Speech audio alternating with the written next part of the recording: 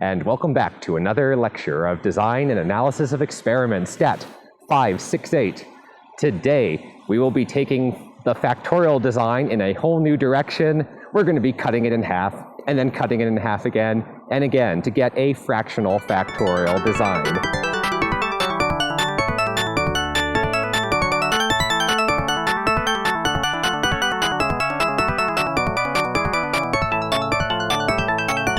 Now, the idea is that a factorial design is really useful. We can test a lot of things, but we need a lot of data collection to do that. And we typically don't want to collect all that data. So instead, what we're going to do is we're going to cut it in half to create a fractional factorial design. And if the data size is still too large, we're going to cut it in half again and again. But we're going to have some interesting problems that arise along the way, because every time we cut it in half, we are going to be overlapping factors with other factors, and that can get a little bit tricky. So let's see what happens there. And welcome back to another lecture of Statistics 568 Design and Analysis of Experiments. Today we'll be continuing our discussion of the factorial design, but instead of looking at full factorial designs, we're going to look at fractional factorial designs, which add an extra complication into the mix, which is that we don't want to test all possible 2 to the k treatments, because 2 to the k could be a lot. And if we're not interested in testing all of the high order interactions, specifically the very high order one, like a k-way interaction or a k-1 way interaction, we don't actually need to test everything. But what's going to happen, all right, is effectively we're going to take the design and we're going to fold it on top of itself, so that every effect gets matched up with a different effect. So ideally what this means is we will be overlapping low order and high order effects. So we have a main effect, which will then be said to be aliased with a high order effect. And then if we get significance in that term, we say, okay, if we have significance here, it could either be the low order one or the high order one, which is giving me significance. And then we just assume it is the low order term, mainly because we typically work under the assumption that higher order interactions are not going to be significant as frequently as lower order interactions or single main effects.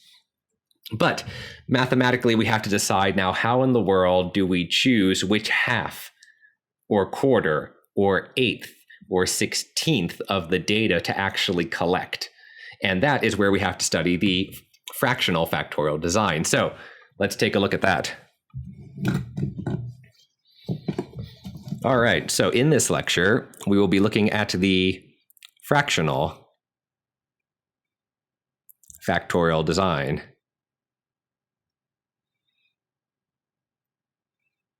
And roughly, the idea is take a 2 to the k design and reduce it by, I'll say 2 to the q. I think I was using q, or no, p. It was the notation I was using in my notes. P, i.e., cut it in half, p times.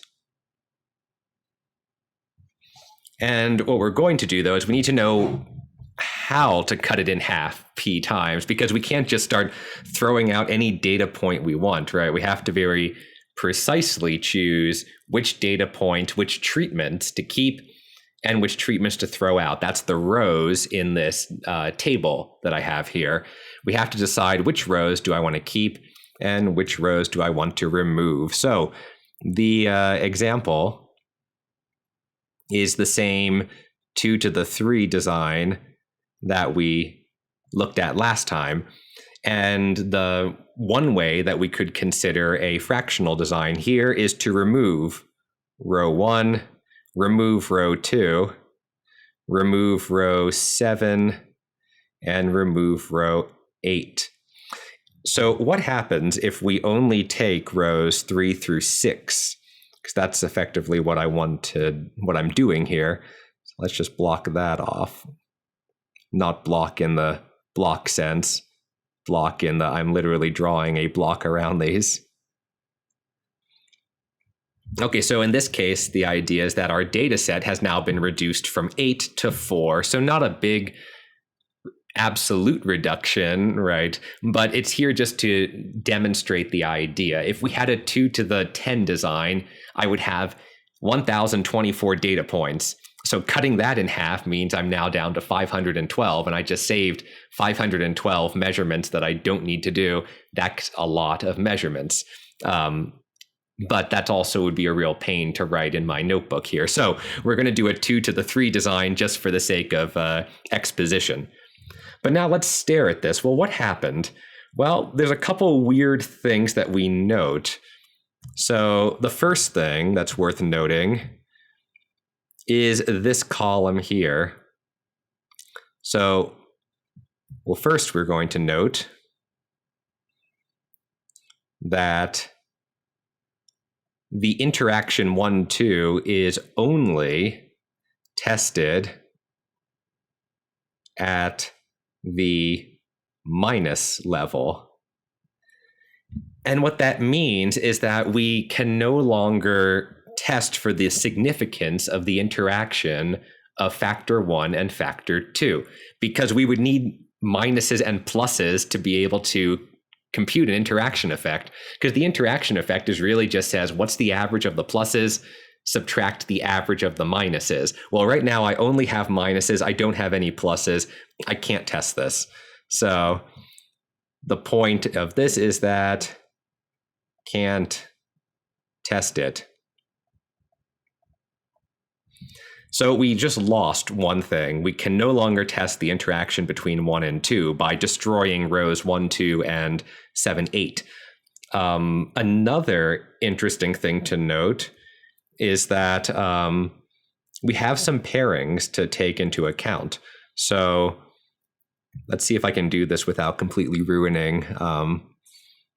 Well, if we look at columns 1 and 2, we note that whenever 1 is a negative at minus, 2 is a plus. And whenever 1 is a plus, 2 is a minus. So they're actually coinciding. The columns are the same. Okay, yes, they are flipped, but the plus and the minus are just sort of arbitrary designations. That means treatment or not. So I could easily remap pluses and minuses if I really wanted to be different factors. So the idea is that 1 and 2 are actually completely coinciding. Similarly, the same thing happens with 3 and 1, 2, 3 and 1, 3, and I can just draw a circle around these guys, 1, 3 and 2, 3. So the second thing to note is that columns 1 and 2 and let's say 3 and 1, 2, 3 and 1, 3 and 2, 3 coincide pairwise.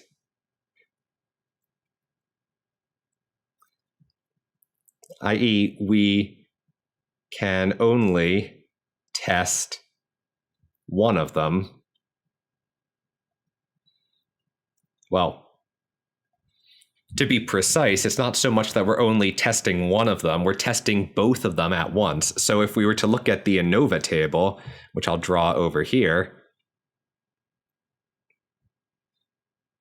what we would end up with is, well, 3 rows, right? We now only have a data size n is equal to 4, which means we have 3 degrees of freedom to work with. We can only estimate 3 things. We can only test 3 things. We don't have any degrees of freedom for the residuals, so we actually can't run a hypothesis test, or I should say an F test. But ignoring that, because you could replicate a fractional design to get more degrees of freedom, but forgetting that for the moment, the point is that we can only estimate 3 things, and what we get is we get a 1, 2, we have a 3, 1, 2, 3, and we have a 1, 3 and a 2, 3.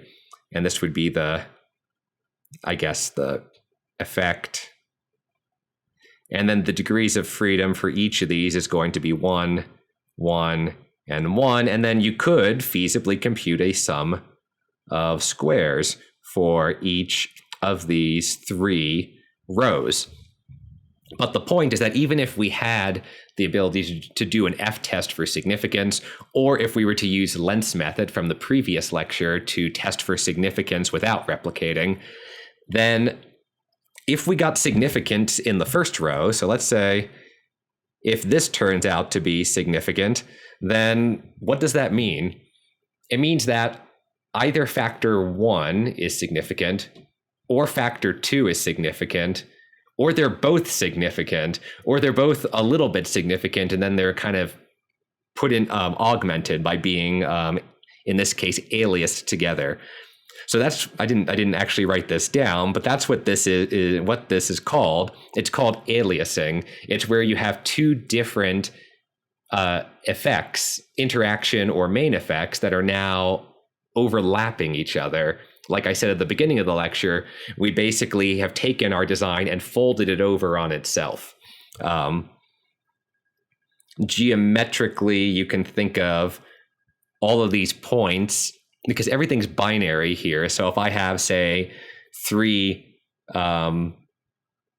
if I have 3 treatments, then you can think of every row as being a vertex of a hypercube, or of actually a cube in this case, just a 3-dimensional cube.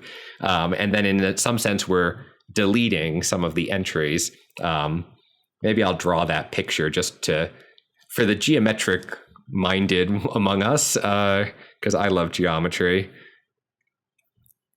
What we can do is we can actually think of this design, a 2 to the 3 design, as a cube. And every data point is going to be a vertex of this cube.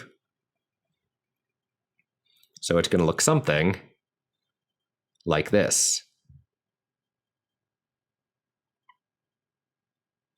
If I can, where's that? Oh, that one connects here. Yes, good. Excellent. So we have something like this, and then we would have 3 dimensions to work in. The dimensions might be minus and plus for factor 1, minus and plus for factor 2, and the diagonal, which is a little bit harder to draw here cleanly, but we'll call it minus and plus. I'll just draw it like this, for factor 3. So we have 8 points. Each of those corresponds to one of the data points in our 2 to the 3 design. If I take the fractional design, well, what am I doing? Well, what I'm doing is I'm deleting minus, minus, minus. So we now no longer have this point. I'm deleting minus, minus, plus. So we no longer have this point. I'm deleting plus, plus, minus. So we no longer have this vertex. And I'm deleting the plus, plus, plus point, which would be the far back vertex. So the point is that when I do a fractional design, I'm actually deleting 3 or 4, half of them. I'm deleting half of the vertices of my cube or hypercube if I have 4 or more factors to consider, and I'm keeping the other 4. So that's effectively what's happening, and it's one way to visualize what is going on here. In a way, we're kind of slicing the cube in this case with a hyperplane. It's kind of interesting. I guess in 4 dimensions, it would be harder to visualize. A geometer could probably tell me what I'm doing, but I think you're still cutting the cube in half. I think you're probably intersecting it with some sort of 3-dimensional, you're a 4-dimensional cube getting sort of hit with a 3-dimensional cube or something, but I'm not sure. I'm not really good at higher dimensions, so we'll leave it at 3 for now. But this is what's going on here, and the point is that now we actually have this aliasing that's happening, which means we have overlaps. factors 1 and 2 are indistinguishable. Main effect 1 and main effect 2 are indistinguishable. Main effect 3 is indistinguishable from the interaction effect 1, 2, 3, and the two remaining two-way interactions 1, 3, and 2, 3 are now indistinguishable in the ANOVA table. So again, if we find that one of those rows is significant, we don't know which term it's coming from. It could even be both. They might both be significant, or at least one of them may be significant. If you had a case like 3 being aliased with 1, 2, 3, what you would typically say is that, okay, if that term is significant, we're more likely to believe that the significance is coming from main effect 3 rather than three-way interaction effect 1, 2, 3, because the three-way effect is less likely to be significant than the main effect. But again, when you analyze data like this, you have to kind of work on your feet and think about, okay, if I have significance in one of my rows, what does that correspond to, right? We have to figure that out. Anyway, yeah, so we could write this out mathematically. So what I will say is mathematically, since I basically wrote it out mathematically, let's write that correctly, mathematically, we can also write this out in an equation by looking at the computation of the main effect like we did, I believe, 2 lectures ago. So if I want to compute the main effect here for factor A, what I'm doing is I'm just averaging all of the measurements, all of the observations where A takes the value of plus, and then I'm subtracting all of the measurements where A takes the value of minus, just like we did 2 lectures ago. But what we note is that that coincides with the average of the observations where B takes the value of minus. I switched, I see. In my table here, I have 1, 2, 3. In my table on my notes, I have A, B, C. So I'm going to switch back to 1, 2, 3 to coincide with my written notes here for the lecture. So 1. So mapping 1, 2, 3 to A, B, C and back again. So the idea now is if I want to compute the main effect for factor 1, it's just going to be the average of when 1 is equal to plus, which is observation 5 and 6, and when 1 is equal to minus, observation 3 and 4. Well, this is the equivalent to looking at the average of the observations where factor 2 is equal to minus when factor 2 is equal to plus. And this just happens to be the negative main effect for 2. So if we're, again, trying to compute the main effects for 1 and 2, we get the exact same thing. There's a sign flip, which is just based on the way we assigned pluses or minus ones. But ultimately, that doesn't really matter for our purposes. We just want to know, are these main effects significantly different than 0? Everything's symmetric here. So if we're a few units above 0 or a few units below 0, it's going to be the same thing. But yeah, this is the key thing to look at. And just to write it down, even though I said it out loud multiple times, we call this overlap aliasing, which is a term that you hear in things like signals processing. If you're a gamer, you've probably heard about anti-aliasing and things like that.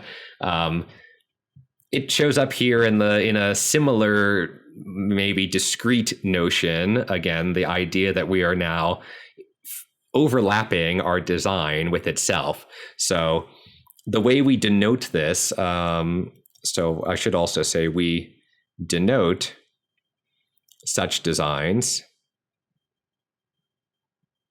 as, in this example, well, we'll just say in general, 2 to the k minus p designs,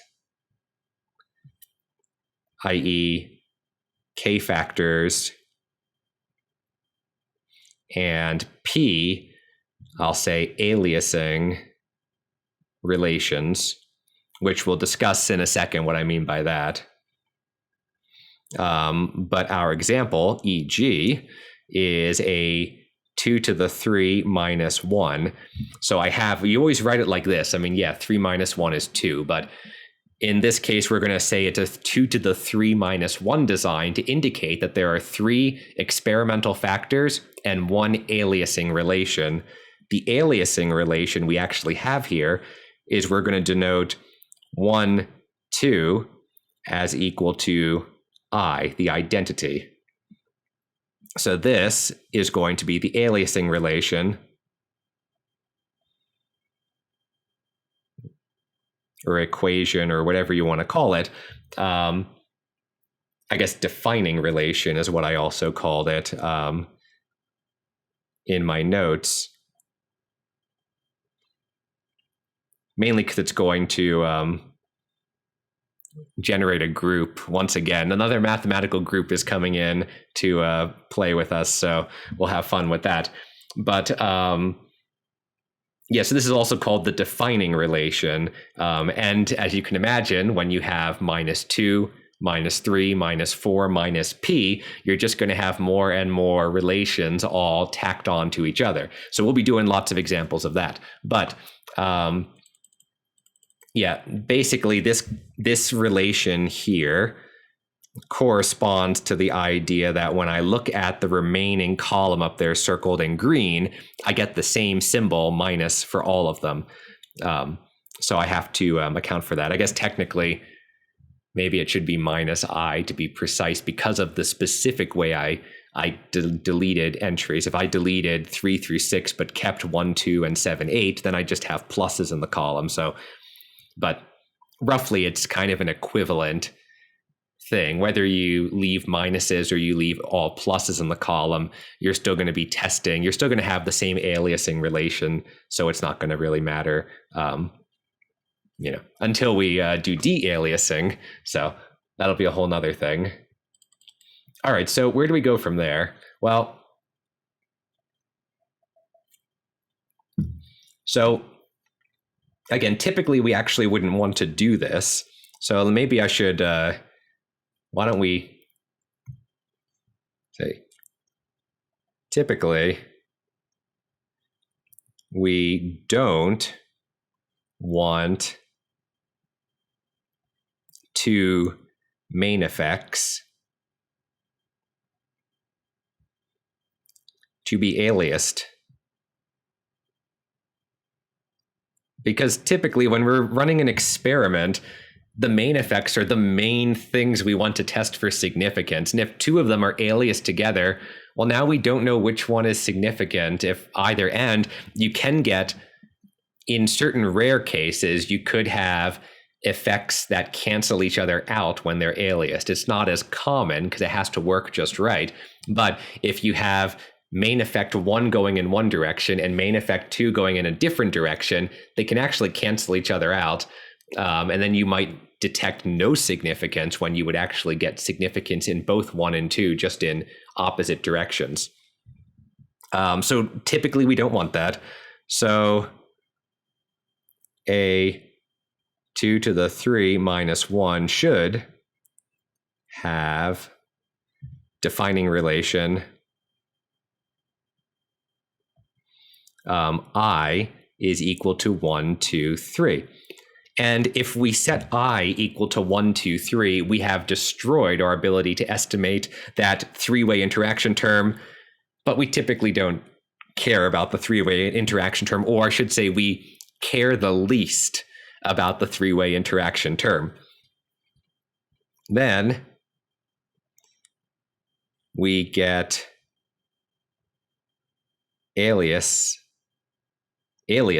I guess, of, well, what? We get 1 is aliased with 2, 3, 2 is aliased with 1, 3, and 3 is aliased with 1, 2. And we'll discuss a lot more about this in the next subsection, but I just wanted to explain that if you had a design, this would be the best way in some sense to create a fractional 2 to the 3 minus 1 fractional factorial design, because now all the main effects are aliased with a two-way interaction effect.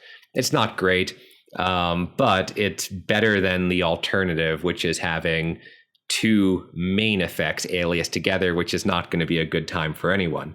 At least here, it's just main effect aliased with a two-way effect. If we see significance in one of the rows, we could attribute it to the main effect over the interaction effect. So it's kind of a way to test the main effects, especially if we don't expect there to be any interactions, because we couldn't differentiate the significance of a main effect or versus an interaction in this type of design. But again, typically this is only it would only take 8 observations to do the full factorial design. So in practice, you probably would just test all 8. But again, the thought process is that when you have higher order, when k is larger than 3, it can be very valuable to run a fractional factorial design and save yourself a lot of headache.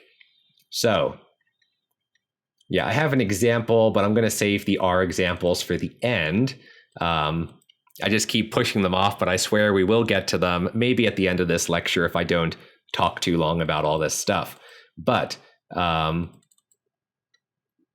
yeah, so roughly, where did I get these things from? Well, let's take a yeah, let's do another. Let's do a better example. So, well, let's do both examples, right? You know, why do we have to choose? We'll do both examples.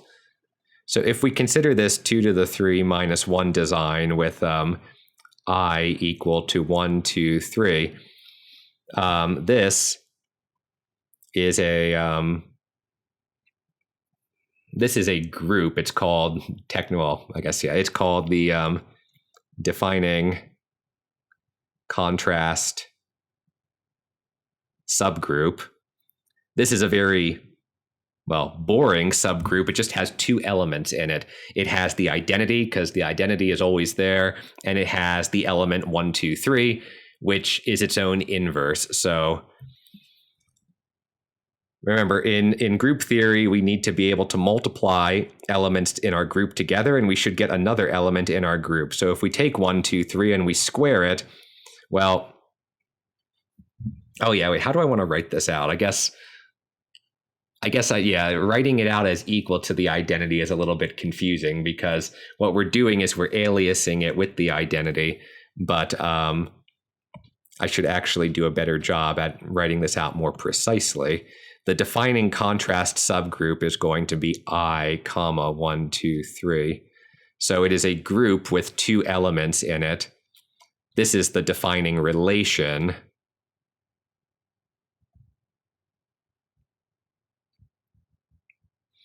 And what it means is that we now have a mathematical group. It has 2 elements, and what we're going to do is use that mathematical group to determine all of the aliasing relations that are up here. So I think what I really should say is, this is technically an aliasing relation, but any aliased effects are an aliasing relation, not just the one with the identity. So we're going to keep working through this, and hopefully this makes sense, but definitely ask me questions, because this can get a little bit confusing as we go through it. So do talk to me if this doesn't make sense. Anyway, the idea here is that now what we can do is we can take our main effects 1, 2, and 3. And what we do is we multiply them. Well, we can multiply them by the identity without changing anything, right? Well, because of our aliasing relation, or our defining relation at the top, we know that multiplying by the identity is the same as multiplying by 1, 2, 3. So I have 2 times 1, 2, 3, and 3 times 1, 2, 3. Now, every element is its own inverse. So if I write this out in excruciating detail, I get a 1 squared, 2, 3. I get a 1, 2 squared, 3. And I get a 1, 2, 3 squared. But the squared terms are all the identity, so they drop out. and I'm left with the relations, the equations that I had right above there with those red arrows pointing at them, which I think is a bus line here in Alberta. But anyway, side tangent. So by using the defining contrast subgroup, we can recover the relations from up above by just taking the main effects and multiplying them by both elements of the group. Because if I is equal to 1, 2, 3, then that means that 1 times I is equal to 1 times 1, 2, 3.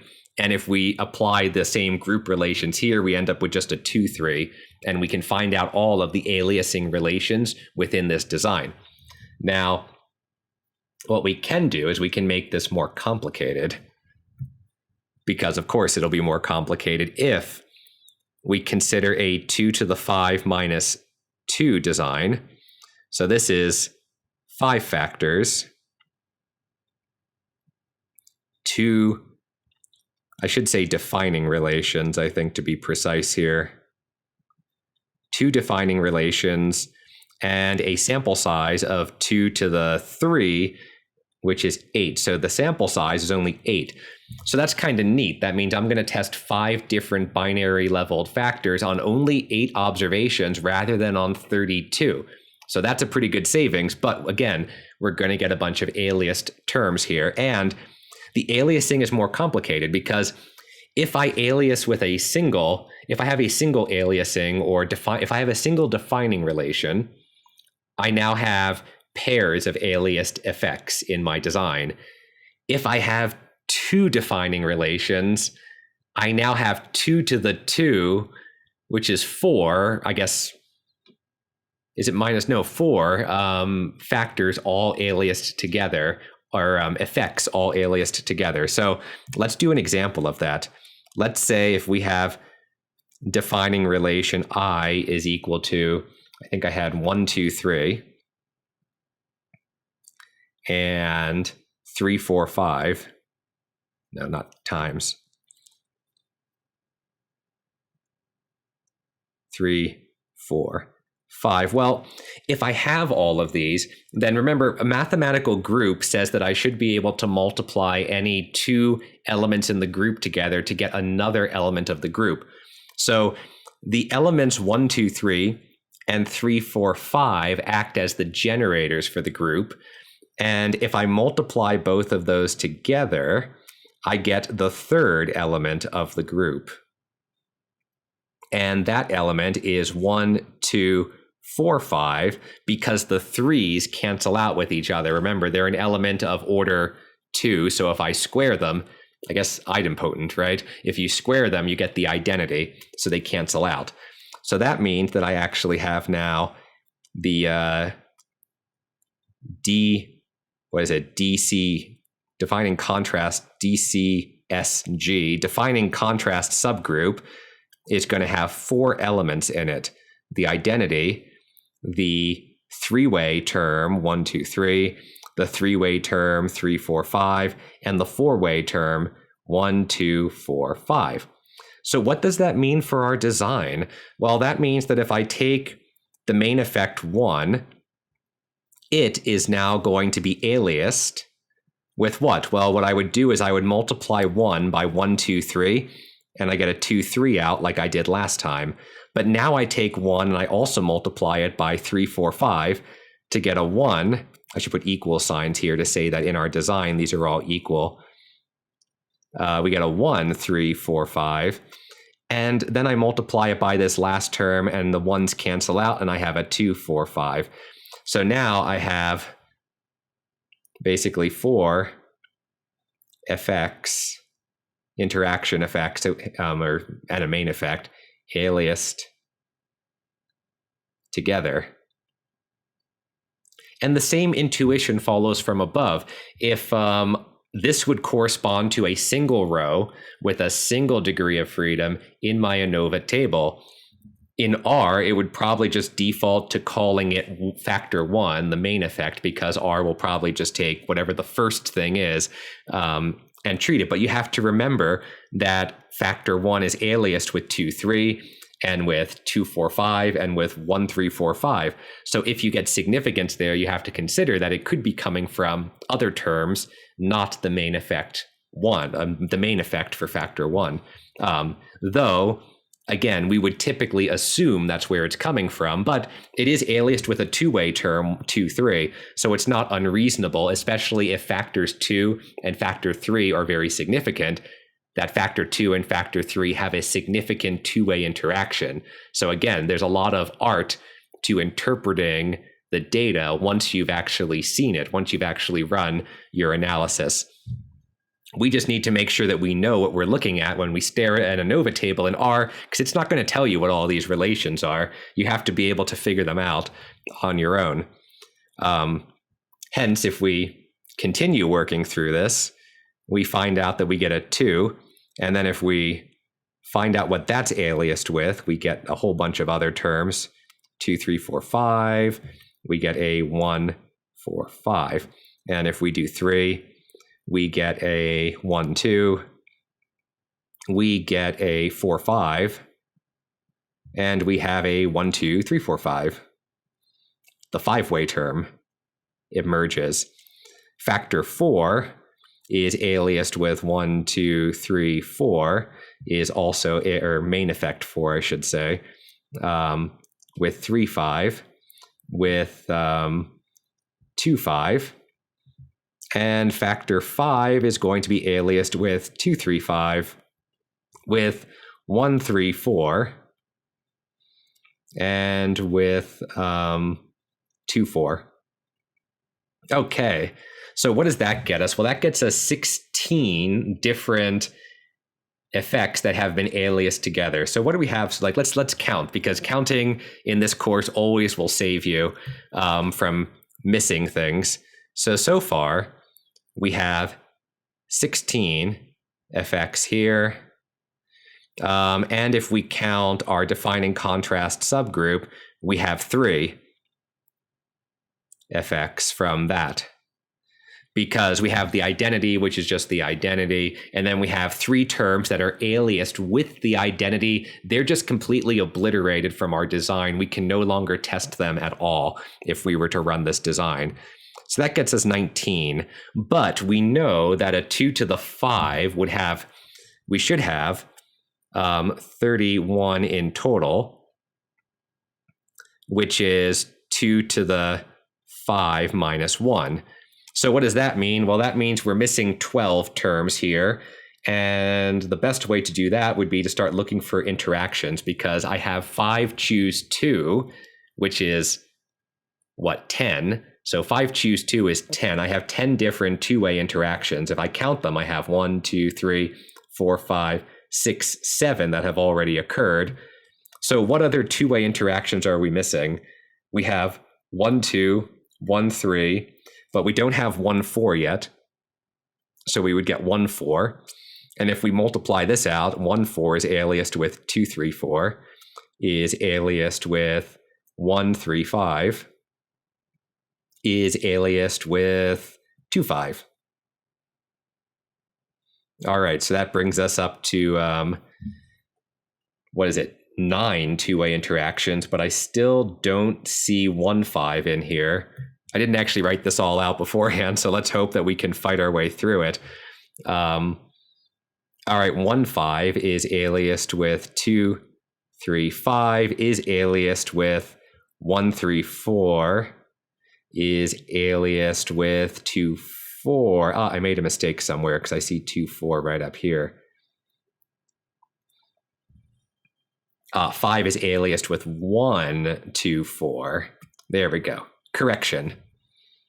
Like I said, it's pretty easy to mess one up here, so it's always good to count. Now we got another 8 terms here. So we haven't quite gotten our 12 yet, right? Because we have 19 plus 8 is going to get me 27, which means I'm still missing 4, which means I'm missing one more aliased group. I think I have all the two-way terms now. 1, 2, 3, 4, 5, 6, 7, 8, 9, 10. Yeah. So I have all of the two-way terms. There's probably a missing 3-way term in there. There should be another 10 of those, right? Because I think 10 choose or 5 choose 3 should equal 5 choose 2, right? By symmetry. Am I doing that right? I think I'm doing that right. Anyway, let's see what we got. Do we have a 1, 1, 2, 3? We have a 1, 2, is 1, 2, 4 in here? 1, 2, 4 is here. It's 1, 2, 5. I probably should have organized this better beforehand rather than doing it live, but luckily I don't think I see 1, 2, 5 anywhere here. Excellent. So I found it fast. 1, 2, 5. And 1, 2, 5 is aliased with 3, 5. Oh, but 3, 5. Was there a two-way term that did I miss a two-way term? Maybe I miscounted. Oh no, 3, 5 is here. And 3, 5 should be aliased with 4, but 3, 5 should also be aliased with 1, 2, 5, which means I messed this up, and this is supposed to be a 1, 2, 5. Ah, yeah, I had 2, 5 in there twice. It's like a big puzzle that you just have to fight your way through. But that's actually good because it makes me think that we're missing a two-way term now, and they're easier to find. 1, 2, 3, 4, 5, 6, 7, 8, 9. Good. So that means, let's see. We have 2, 3, we have 2, 4, and 2, 5. Do we have 3, 4? I don't see 3, 4 hiding in here anywhere. Let's circle them because it's going to make it a little bit easier to find them. We have 2, 3. We have 1, 3. We have 1, 2. We have 1, 4. We have 1, 5. We have 2, 4. We have 2, 5. We have 3, 5. We have 4, 5. I don't see any 3, 4 floating around. So the last two-way term we need is 3, 4. That's going to be aliased with 1, 2, 4, which I feel like I wrote before. Ah, yeah, 5. 5 is aliased with 1, 3, 4. 5 is wait. 5 is aliased with 3, 4. Ah, I was making a mistake. It's these middle columns that I messed up. Or middle rows, I should say. Yeah, 5 is aliased with 1. I see. I turned 5 into 1, 5. So this is supposed to be a 1, 2, 3, 5. And then a 3, 4. And then a 1, 2, 4. Yeah, this is good times, right? Okay, so we have all of our two-way terms. We have many of our three-way terms. Let's highlight them in blue to try to figure out what's missing, because we should be missing one more set.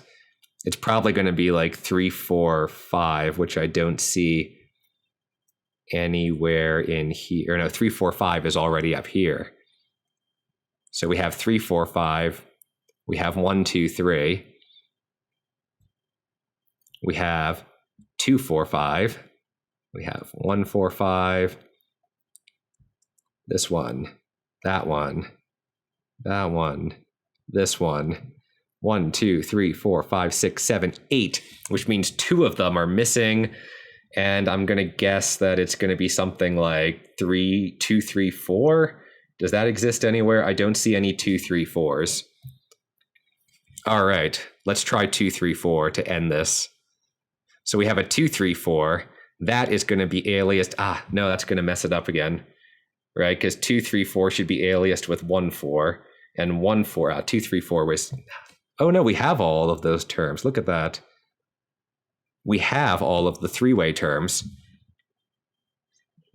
which means it's a four-way term that we're missing. There should only... Did we get all the terms? 1, 2, 3, 4, 5. No, we're still missing a whole collection of... I feel like I'm missing something here, right? Because if we have a four-way term would have to be aliased with a two-way term. Oh no, 1, 2, 3, 4, 5, 6. No, we have everything. That's the problem. We have everything, and I've been looking for something that doesn't exist. Because we have four-way terms, 1, 2, 3, 4, 5, and where in the world? Oh yeah, 1, 2, 3, 4, 5. Shouldn't there be a 6? Oh no, of course, 5 choose 2. Right, we got this. Okay, so I think we counted everything. Then why is my count off? It should be 1, 2, 3, 4, 5, 6, 7. 4, 5, 6, 7. 7 times 4 is going to be 28. Yeah, so I just miscounted. Oh, because I have 5 rows of main effects, so it's not 16, it's 20. All right, well, that's recorded forever. So counting, it's harder than it looks. Anyway, the point is that now we have all of the terms accounted for. So what does this mean besides looking like a terrible mess? Well, what it means is our ANOVA table will just look like, well, basically it's going to have 5, 6, 7 rows. It's going to have 7 rows for 1, 2, 3, 4, 5, 1, 4, and 1, 5. So you're only going to have 7 rows, but you have to remember that they're all going to actually not just be a term, an effect, but an aliased group of 4 effects. Right, and that's what happens. So we've basically taken our design and we folded it over once, and then we folded it over again to cut it in half and cut it in half. Every time we fold it over, we lose one of the one of the interaction effects gets aliased with the identity. And then when we alias it a second time, we now get 2 more terms aliased with the identity. So, all right, let's do the final count and then make sure we got this right. So what I have is I have 7 groups of 4 aliased effects, which is 28. So that's the first part, plus 3 effects aliased with identity I, and that's going to account for everything in our design. So in summary, this is one way that you can get away with testing 5 main effects in a factorial design only using 8 data points if you're okay with some of this extreme aliasing that's going on.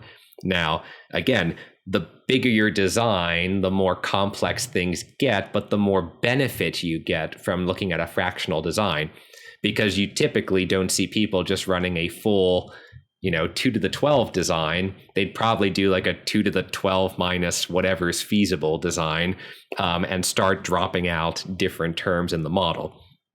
You just have to be very careful when you do that, because of these aliasing relations, and they can get really complicated, as you can see just by me spending the last 15, 20 minutes trying to count every single of these 31 different terms in the model.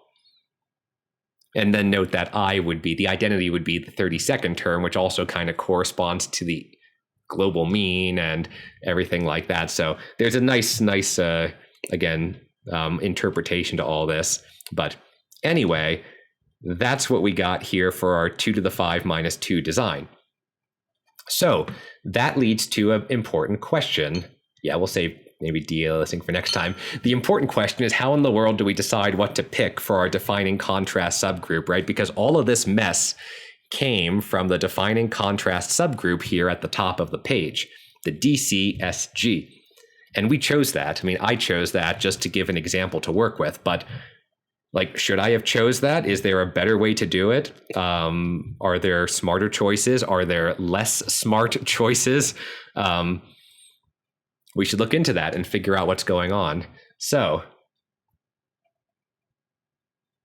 this leads to a bunch of definitions, which should hopefully give us something to ground us with, rather than being stuck with all these crazy numbers floating around. Definitions. So first of all, we have to talk about a clear effect. So a main or two-way interaction effect is called, we'll switch colors, clear if it is not aliased with any other, I think it's two-way or one-way or two-way, yeah. If it's not aliased, yeah. If none of its aliased effects are one or two, yeah. If it's not aliased with any other main or two-way effect. So that's a desirable property because, again, we're always working under this assumption that the higher the order of the interaction, the less interesting, the less interpretable, the less likely to be significant it's going to be. So a nice property of a design would be to make sure that the main and the two-way effects, the most important ones we're going to test, are not aliased with any other main or two-way effects. This would be called clear. In the case of the design up here, nothing is clear because we have one-way main effects aliased with two-way effects, and down at the bottom, the last two rows have two-way effects aliased with two-way effects.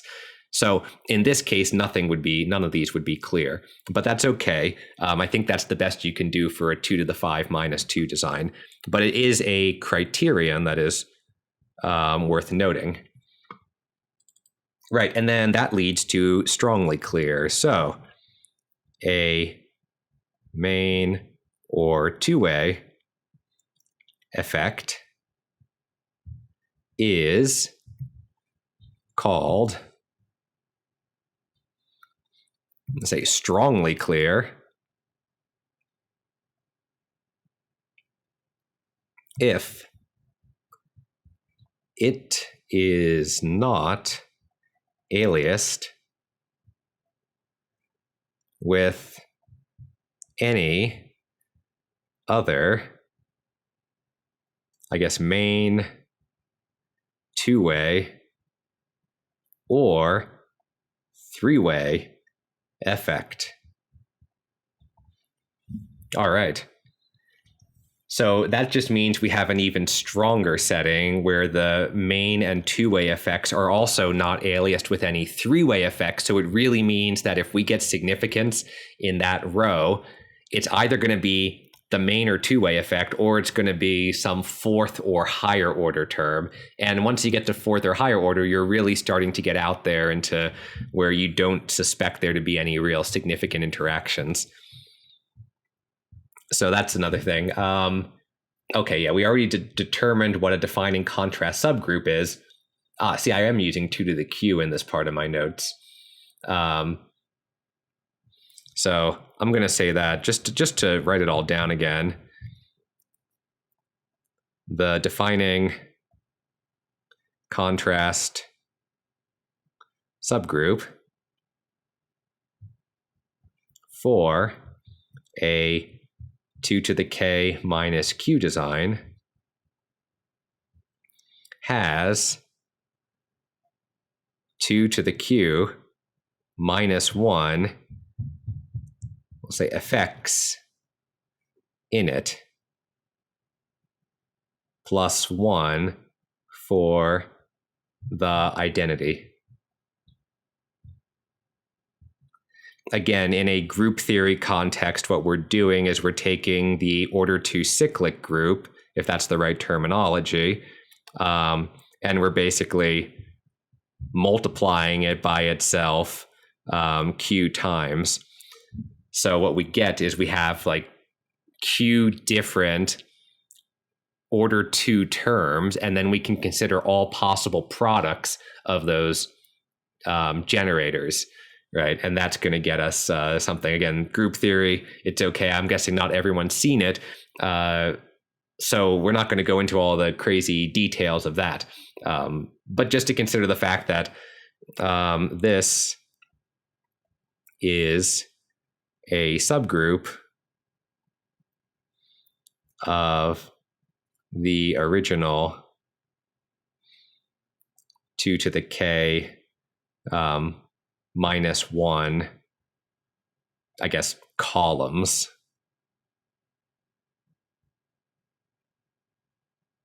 of the full design. So if you recall from the last lecture, I said that if you have a full factorial design, you can think of all the columns as the individual elements of a mathematical group. And then we also would include another column, which would be the all ones column for the identity. Now, this defining contrast subgroup is a mathematical subgroup that lies within, because we're basically taking certain columns and considering the case where they're only ever set to be a certain value, and that's kind of aliasing them with the identity, right? Okay, so we had the example that we did, and then we have to discuss the idea of resolution. So, well, maybe I should say the resolution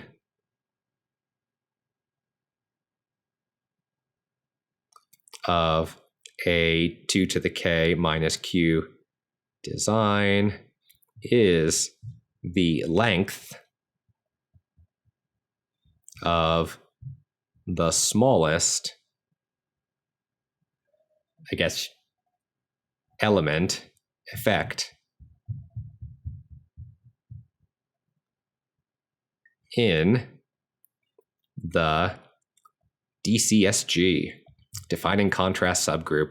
So very often you can find papers that talk about, we have a resolution 5 design, we have a resolution 4 design, resolution 3. Typically you don't want to go below 3, because if you have a resolution 2 design, that means you have an order, a length 2 term in your defining contrast subgroup, which means you're going to have two main effects alias together. So resolution 2, bad. Resolution 3, okay, not great, but it's not bad. So this leads to the idea of typically we want a maximal resolution design, which really just means of all the possible 2 to the k minus q designs that you could pick, and there's a bunch of them. I guess there's, well, it depends on how many ways you can choose generators uniquely for the defining contrast subgroup, which I'm not going to do on the fly in my head right now. But the idea is that we'd want to pick one of those that gives us the maximal resolution. So if we go all the way back up to what we did at the beginning, when I gave you that first example here, I had a resolution 2 design in this first example because 1, 2 is aliased with the identity. But when I went down here, I now aliased 1, 2, 3 with the identity, so I had a resolution 3 design. So the point is that this one is actually better than this one up here in green because it's resolution 3 versus resolution 2. Higher resolution means main effects are, and means lower order terms are aliased with higher order terms. The higher the resolution, the more of a gap there is, and the more desirable the design is. All right, and now we're in our studio because I figured we could continue talking about the notes, which would take us into the idea of de-aliasing and optimal design, and there's lots of other things to discuss, but it's good to maybe take a moment and go back to the full factorial designs of 2 lectures ago and 1 lecture ago and try to consider what happens when we actually look at this data in R. So we're going to start by looking at some simulated data, and then if we have time, maybe we'll go and look at a real agricultural data set from, I don't know, probably like 50 to 70 years ago, because that's when all these data sets seem to have been collected. So first, let's get a little bit of room here. This is just some sample code that I created. That actually is what I'm using in my online lecture notes if you're reading along with those. So the first thing I'm going to do is set k is equal to 4. I'm going to use the expand grid function to create all of my combinations. I don't want to type there, I want to type down here. to show you what expand grid does. What it does is it now does every possible combination here of 0 and 1. So in this case, I'm using 0 and 1 rather than plus or minus 1, but it's really the same thing. They're just factor levels. They're not specific numerical values. So then I create main effects. So here what I'm going to do is say that A is 0, B is 0. So those terms, no effect. C is going to be 1 and D is going to be 2. So factor C is going to have some sort of significant effect, and factor D is going to have an even more significant effect. Then we can also include some interactions. So here, just to be tricky, I included an interaction between A and B, even though notably I did not include any main effect for either A or B individually. AC, there's no interaction, and AD, there's a -1 interaction. So those are going to be my main interaction effects. Then I set the random seed so that I get the same results every time. And we go through here. So first of all, I'm just basically I'm creating values Y. So first of all, I'm adding main effects in. The next thing I'm doing is I'm adding in the interaction effects, and then I'm adding in some random noise with a variance of or a standard deviation of 0.1, just to give us some random noise, because we need some random noise or else this is going to look really strange. But not too much random noise, so we can really detect what's going on here in our data. All right, so we have that. So now we just shove everything into a data frame, and I need to tell it that these are all going to be factors. So that's what that line did. And now we can look at our data frame dat. And there we have it. So we have factors A, B, C, D, and our response variable Y taking on real numerical values that seem to range approximately from slightly below 0 to about +3 or so. Well, we can fit a model, but first, let's look at the data. Let's just plot this and see what we get. So what I can do, right, is I can plot data, let's say A, against data Y. And what I get is, okay, so there, I definitely don't see any effect there. The two black lines are basically at the same position. For B, now for B, that's quite interesting. We actually see that there is a difference there. The question is it a significant difference or not? For C, we see now, once again, a difference between the two box plots, but is it significant or not? We'll have to test to find out. And D is very far removed from each other. So D is supposed to be our most significant effect, our most significant main effect, which you can kind of see here by the fact that the two box plots are starting to really separate. But it's better to actually just run a full factorial design and see what we get. And this is what we get. So again, we don't have any degrees of freedom left for the residuals when I do the design this way. What we do get, however, are sums of squares and mean squares. Mean squares is kind of boring because every term has 1 degree of freedom, so the mean square and the sum of squares is the same thing. But regardless, the point is that we can kind of scan down the column and notice some things like, oh, look, A, well, first of all, a lot of these are really close to 0. So if they're really close to 0, that's kind of hinting that there's nothing interesting going on here. There are a few that are above 1. So AD is above 1, AB is above 1, and B alone is above 1. Meanwhile, C is actually at 3.6, and D is the biggest by far. It's 8.9. So now it makes us think that, okay, D looks to be a lot bigger than the rest, and so does C. B is kind of big, even though we know that's actually would be a false positive there. But A, B, and AD are also maybe significant here. It's hard to tell. The rest of them have extremely small sums of squares, so we don't want to, we're pretty sure there's nothing interesting going on there. Nevertheless, what we can do is we can also visualize this in different ways. Now, when we just type in summary, we get an ANOVA table. It's going to give us sums of squares.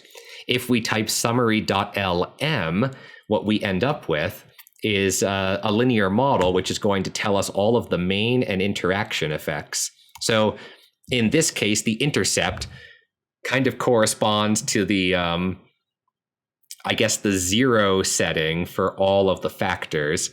And then A1 is going to be the difference between A0 and A1. So this is like the main effect for A, for B, for C, for D. Now here we don't see we don't see a large estimate for B, which is interesting because for some reason we actually saw a decent sized sum of squares over here. So that's a little bit interesting to take note of. But here we see, okay, which effects, main or interaction, seem to be large? Well, C is about 1. We know the answer should be 1, so that's good. D is 2, that's good. AB is close to 1, which is the right answer. AC is a little bit negative. It should be 0, but we don't know that a priori. I just know that because that's how I generated the data. And similarly, AD is close to -1, which is like the right answer. And all of these are supposed to be 0. So again, we wouldn't know a priori if, say, -0.21 is close to 0 or not. But we can still visually stare at this and get some intuition about what's happening with our data, even if we can't run a hypothesis test. Notice that there's no standard error, thus there's no t-value, and thus there's no p-value. So we're missing a lot of things in our table here. Now, we can take all of these coefficients and we can plot them with the QQ norm function. And this is what we get. And I think this is quite interesting because here you can very visually see that there are there's one term up here, which happens to be factor D. Now that one's really far above the rest. You've got these two here, which I don't have. Oh, that's right. I have the code here to label it. So why do I even have to guess? We can just label them all. Luckily, I was thinking ahead when I wrote this code, I think 2 years ago or 3 years ago now. So factor D is popping up here, and that looks pretty different from the rest. The same with C and AB. Like when you stare at this, you kind of think, okay, there's definitely something going on with C and AB, and then there's something going on with AD here, and the rest just seem uninteresting, right? It's just this line pretty close to 0. Now remember, this is a normal QQ plot. What we're assuming is that, I guess I didn't actually normalize these, but the idea would be that if we were to, in some sense, normalize this, we should see coefficients that look like random noise, that look like random normal noise, if our errors are in fact epsilons are actually normal. We can also use lengths method. So lengths method is hiding in the BSMD library. I forget what that stands for. It stands for something. Of course, I don't have it installed on this laptop, which is very strange, actually, because I'm sure that I've done this example with this laptop, which I've had since I started teaching this course in 2018. So why that's the case, I'm not sure. Maybe I reinstalled something and it decided that it got deleted somehow. Regardless, we can bring it back. And now we can have our BSMD library. Let's see what that is. Bayes screening and model discrimination follow-up designs. I actually don't really know what else lies in this library. There's probably a lot of other really interesting things in there. We're just going to use it for lengths method. Because when I apply lengths method, it just gives you a plot. And here, we actually see once again, lengths method can get this plot can get kind of nasty when you have lots of high order terms, because it's just going to type them all out on the horizontal axis and they start to overlap each other. But here, what we do is, remember what lengths method is doing from last lecture. It's estimating the effect, main or interaction. It's estimating a pseudo-standard error. Then it's dividing one by the other to get a t-like statistic. Then it plots them all in this kind of bar-like plot, where here we once again see that C, D, AB, and AD are all passing both thresholds. Now, lens plot is going to give you two thresholds. It's going to give you the, I forget what ME stands for, marginal error rate, and simultaneous error rate, I think, is SME. Regardless, the closer in line is basically the individual error rate. It's saying with probability, I think it defaults to something like probably 5%, because yeah, alpha defaults to 5%, because of course it does. It's always 5% in statistics. But the point is that any line that surpasses the first dashed line here, which is slightly less than 1 in magnitude, we can reject that at the individual error rate of 5%. That's not corrected for multiple testing. The higher up line, the second dashed line, is corrected for multiple testing. So it's saying that these we can reject at the sort of experiment-wise or the simultaneous confidence test size or confidence level of 5%. So what it means is there's only a 5% chance that any of the four of these are a false positive. And notice that all the other terms don't even surpass the individual error rate, let alone the simultaneous error rate threshold. You could have the case where one of these does surpass one and not the other. And again, you have to sort of think on your feet and decide, well, what does that mean? Do I want to determine, like declare there's a significant effect there or not? It can depend a lot on where you go next with your experiment, right? Data rarely just lies on a computer like this. It's going to lead somewhere. The significant terms are going to tell us, okay, what do we do next? Do we change some policy? Do we do follow-up experiments to learn more? You know, what do we do once we've analyzed our data?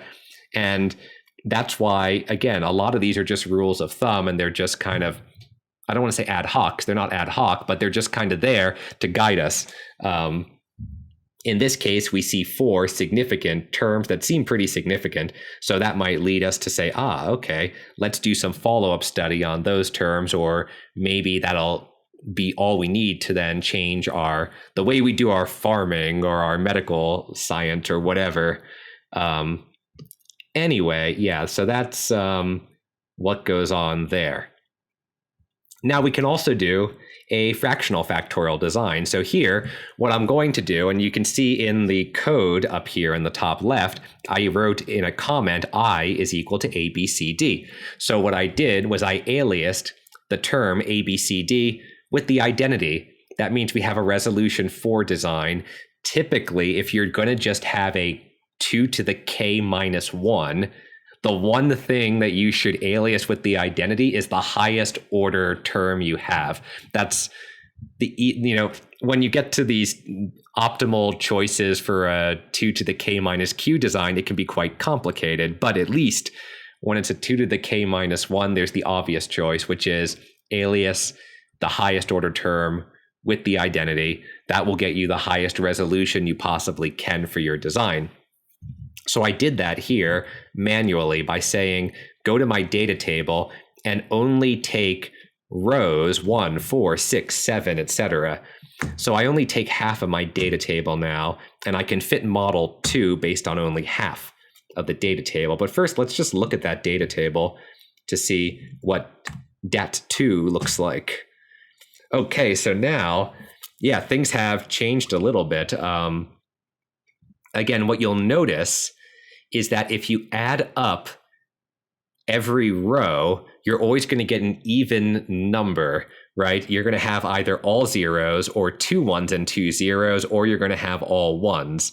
So that is because we aliased this 4th order interaction with the identity. It's quite interesting, actually. It means that, because what is a 4th order interaction telling us? It means that either all the terms agree, or none of, or no, either all the terms agree, like 0, 0, 0, 0, 0, 0, 0, or 1, 1, 1, 1, or two agree and the other two agree, but they differ. So you have 2 1s and 2 0s, right? This is what the fourth order term is doing. It would compare all of those observations to the ones where you have odd sums, where the number of ones sums up to either 1 or 3, which are the only odd numbers between 0 and 4.